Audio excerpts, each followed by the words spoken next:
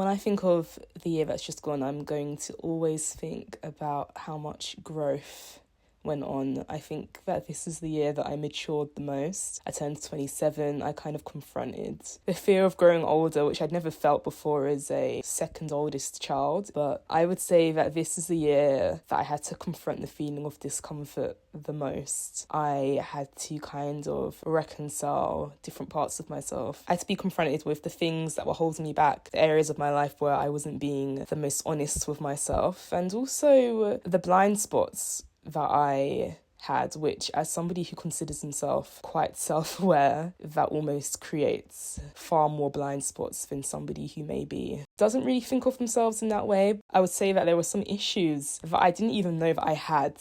There were a lot of things that I'd learnt to cope with. There has been a lot of decluttering going on, a lot of ruthless, harsh lessons that God's seen it fit to take me through. I've matured spiritually. I've read more books this year than I've read in the last 5, and I've learnt more about the way that God sees me and the way that he sees the events in my life unfolding. And I had a little bit more clarity around the bigger picture and where my life kind of fits in his overall plan. And so it's made me more accepting of challenges and inevitable frustrations as well. It's made me more of a patient person, kinder instead of nice. Someone that's able to understand and set boundaries while also remaining quite patient. I didn't end the year feeling completely drained, and that in itself was a blessing considering the kind of year that I've had, and it just goes to show that God truly was with me in everything that I experienced, and I can go into the new year with a clearer head and with more of a confidence to further assert myself and push myself. If last year was hard for you, then I hope that there was something redeemable about it, some tough, unavoidable lesson that has caused you to have more space and a greater sense of freedom and more of a capacity for peace as well. And I hope you're able to embrace the year that's just come, knowing that nothing's wasted, and even if it isn't a year filled with wants, it's a year filled with needs.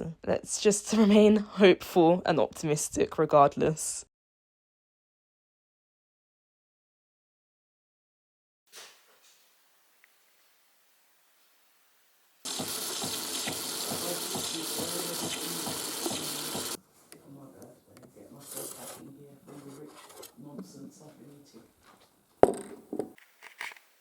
My mum made me a omelette with some plantain on the side. Happy New Year, it's the 1st of January and I am going to eat my breakfast and then I'm going to get into some reading, writing, the stuff that I do on a New Year's Day. I feel like it's a very good thing to do some intentional reflection, and so I think last year I went through all of my Bible study / prayer books. I'm just going to go through the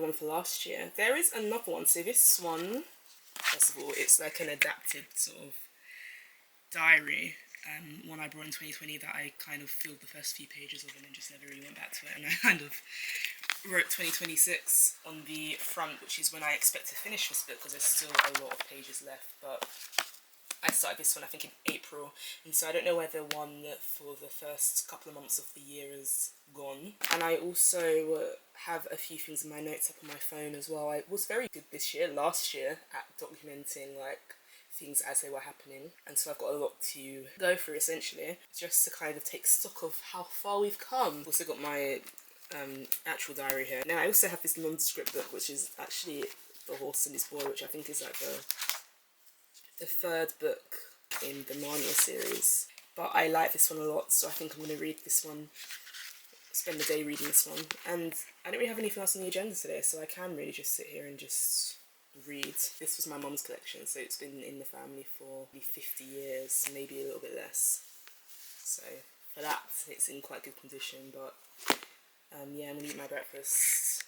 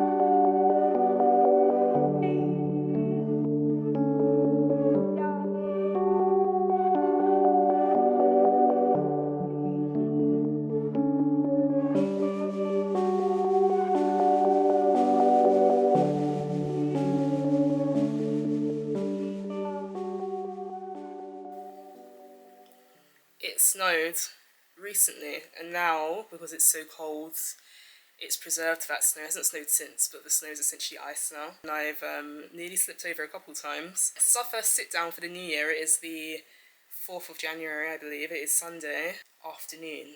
I have a peppermint tea. I hope that you have felt rested. I know everyone goes back to the office tomorrow and a lot of us have started work already. I officially return to my full work routine tomorrow, which I'm dreading a little bit because I am going to be getting up a lot earlier than I have been for the last month, and also a lot earlier than I have been for the last year. More on that later. Before we sit down and have a little bit of a New Year's chat as we did last year, I purchased a few things. I have done a little bit of a brainstorm of the kind of year that I want to have. Luckily for me, I implemented a lot of the changes I wanted to make before the year was through, and so there aren't so much resolutions now. It's more just like a maintenance of a routine I've already started, which is great. I'd highly recommend doing that.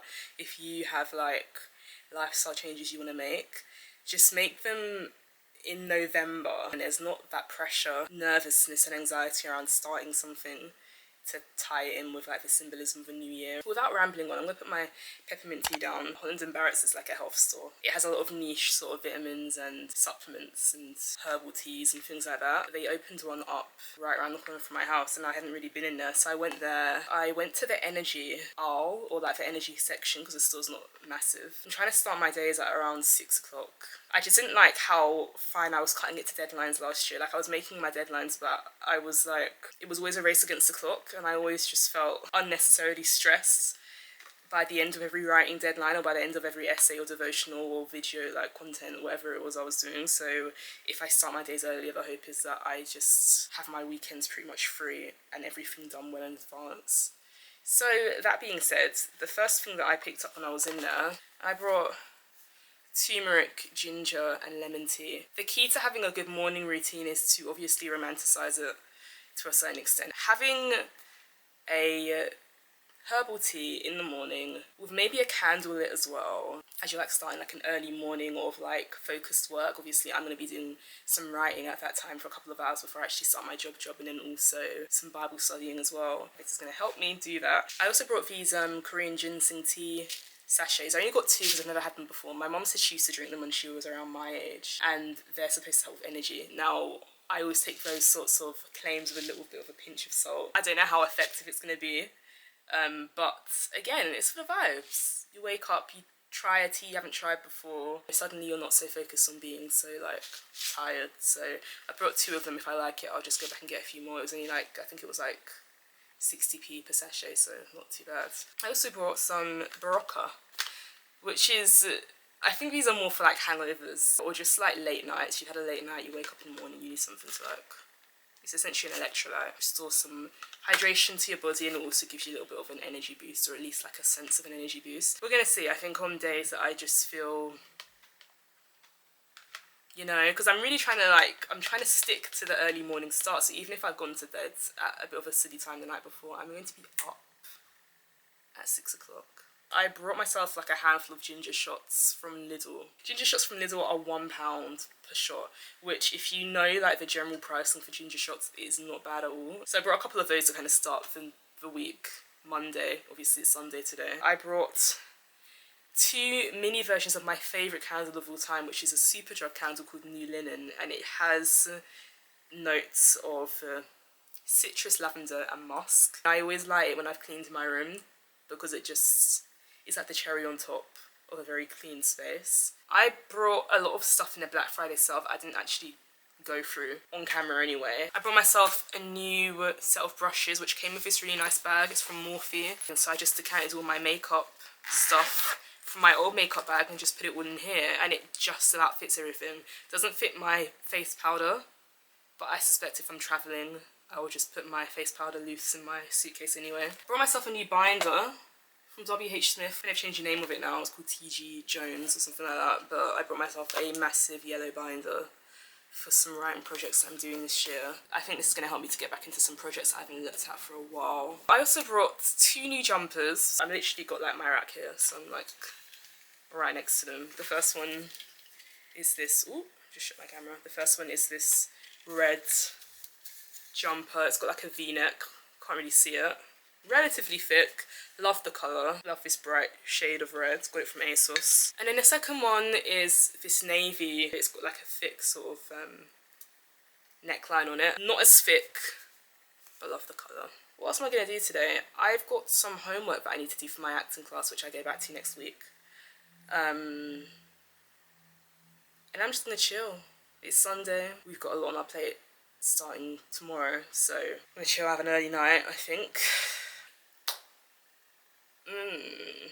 What day is it? It is the 8th of January, the day before my mum's birthday. The basement sprung a leak.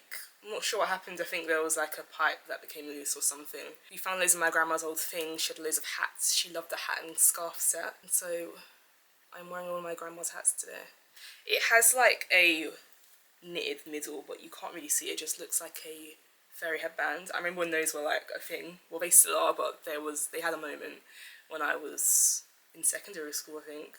Are we liking it? I especially like it with the navy jumper, which was one of the Black Friday finds that I got specifically for the new year. I've also got a little bit more makeup on than I usually wear. I've got some eyeliner on, and I'm wearing a nude lip. I'm wearing like an actual lip combo, which I don't typically do, but I'm feeling the beat. I'm feeling more makeup this year. We're really in a new year. I am on my way to the British Library finally. It is our first kind of outing for the week that doesn't involve the gym. I think a few vlogs back, if not the last vlog that went out, I intended to go to the British Library. It was close to somewhere that I was going, and then I just didn't end up going. And so we're doing that today. British Library closes at 8 o'clock, so we've got a bit of time. It's not too far from my house. I can get a straight train. We're gonna go and do a little bit of work. We are in a fantastic place. Obviously, I've gone back to writing now, and we're in a fantastic place writing-wise. I have been waking up early as intended at 6:30 faithfully every day. Today's Thursday, obviously I've been doing it since Monday. It has put us in a very good place writing-wise to the point where I'm on a second draft basis with the essay. The devotional went out yesterday. I'm going to finish the essay in its entirety today. It needs like another hour at most to just go through everything with a fine-tooth comb. I've pretty much finished it, which is just unheard of. I'm feeling very good about that. I'm going to edit a video, I'm going to publish the essay. I'm going to look around the British Library because obviously I've got the freedom to do that because I'm not like bogged down with like loads of work to do. And the British Library kind of doubles as a museum, so it is an awful day outside. But it's going to be raining every day for the foreseeable future as far as the weather app is concerned, and so what is the point in pushing back plans when every day is going to look like this? January is typically this way. It's been very cold recently. Yeah, I'm not bothered by it. I've got a good enough umbrella. And I've got a new coat, much like the ones you would wear to the opera or to a very nice dinner. It's got quite big shoulders. I got it in a large because that's all they had, but also I would have got it in a large anyway so I can fit my jumpers under it. But I'm gonna wear that. I'm gonna wear it with the hat. So yeah, I obviously have, as I said, I've gone back to writing, so I have got my 2 topics for the week. I'm in 2 minds about going through those now because I do kind of need to get out of the house sooner rather than later if I want to catch a decent train. I've started doing video essays to accompany my substack essays for TikTok, and so I do a lot of my discussions that I would typically do on this channel about what I'm writing each week on there now, but I'm also going to do them on the channel as well. But I do want to do that for the essay that's coming today before we go, so I think we'll save some essay chats for tomorrow.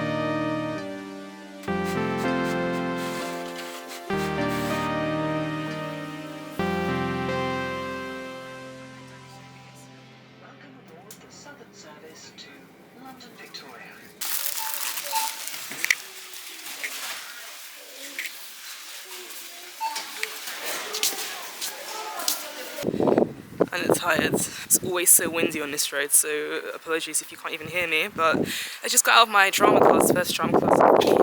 Yeah, went really well. I went to Tesco's beforehand to get some plastic wallets because I need to do a little bit of writing work. I brought myself a nice buttermilk yellow folder to kind of get me into like the vibe of doing something I don't actually really want to do. And I did a lot of printing out of stuff, of old work that I need to look over yesterday, so I'm going to go and take myself, I think, to the Marks and Spencer's cafe because that's nearby. Get myself a matcha. They do some like interesting matcha flavours in Marks and Spencer's. I don't know if anyone knows that, but I'm going to buy myself one and sit down and do some work for like an hour and a half. And then I've got my gym clothes on because we're going to go to the gym after and do a very small upper body session. And then I'm going to go home and get back into bed.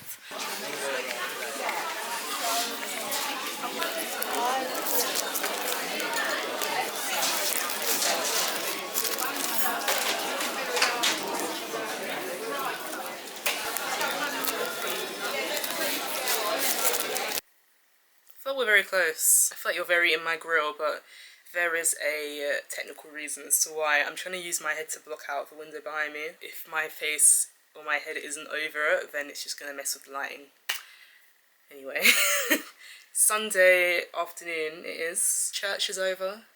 I am about to do some editing for this vlog because I actually want to get it out today. Might be wishful thinking, but first essay of the year is out already. Went out at 1:30, I think. Yeah, I had a very good week. In terms of getting back into routine, it doesn't always run so smoothly. I feel like I was just in a flow state, and we have God to thank for that. The devotional this week, the first devotional of the year, was about what to do with bad memories. Obviously, it was hitting on the themes of entering a new year and trying to recover from the year that's just gone. Not everybody had a good year last year. There are things that happened that we still don't feel that good about. Well, I was ministering to myself, essentially, when I was trying to figure out what God wants us to do with bad memories, how he uses negative experiences to make us smarter and able to handle future circumstances, because obviously we're living in a fallen world. It's a bit of an ideal to expect to not fall on hard times every so often. There are ebbs and flows, and so certain experiences help you to weather future storms. But then also there are things that happen to us that just don't make any sense, that are just like beyond awful, and there doesn't feel like there's like a reason for it, and obviously God hasn't prevented it, so the next question is always, well, why did he let it happen? And obviously we don't have the answers for that, but the whole devotional was inspired by John 16 verse 33, which is when Jesus says to his disciples, pretty much after telling them that they're all going to, well, most of them are going to die on account of spreading the message of Christianity in future when he's gone back to heaven. And at the end of that message he says, I've told you these things so that in me you may have peace. In this world you will have tribulation, but take heart, for I have overcome the world. And obviously we don't always get to be told when our lives are going to end prematurely or anything that has a similar level of sort of tragedy to it. He told them because he knew that telling them and explaining why it was going to happen was going to give them peace and help them to face what was going to come in future, which was unpreventable because it had to happen in order for the message to spread. In the scenarios where we aren't told those details, it's pretty much because it's not going to help us to recover or to face those awful situations. And so it's a case of trusting God that he knows best, that if he hasn't explained to you why something's happened, it doesn't mean that there's not a good reason for it, and that a lot of things will come to light after the fact when we're all in heaven with him. So yeah, that's pretty much what the devotion was about. It was a bit of a controversial topic. I know it's like one of the main questions a lot of people who don't believe in God tend to have. The essay that just went out is about AI again, but it's more about our quest for unconditional love, and by that I mean the sort of unconditional love where you're just completely accepted and you're never turned away, and that is something that human beings are not capable of giving to other human beings. Even your parents are just human, and they're not always going to be in your mood, essentially. Obviously, AI has come along to kind of in part fulfill that hunger we have, and a lot of people sensibly feel like that sort of love is not only unrealistic but unattainable. There are other people whose prior beliefs, and I feel like this obviously links to whether you believe in God or not, there are some people who feel like a hunger for that kind of unconditional love where you're just eternally accepted and you're overwhelmingly loved and by somebody who's always available to you, the hunger for that is an indication of something that you are supposed to have. I think the term for it is desire as evidence of design. And so the essay is pretty much exploring what AI kind of points to within ourselves and trying to probe the people who read it to ask bigger questions and to do a little bit of soul searching about whether or not you are constantly trying to find unconditional love in people and in things. Obviously, the most recent source that people are trying to get that unconditional love from is AI, ChatGPT, and just AI and all of its manifestations, essentially. I'm quite proud of the things that I was able to write about this week. I think that they were very sensible for the new season, new year era that we're all currently sharing. So yeah, I'm gonna go and edit this vlog and put it together. I hope you enjoyed it. Obviously, if you've gotten to this point in the vlog, then you have reached the end and you've pretty much watched it all the way through, unless you've skipped to this part, obviously. I will put the links to the essays in the description box as well, so that you can read them, and subscribe to my Substack if you like the sorts of things I am constantly writing about, and I will see you very soon.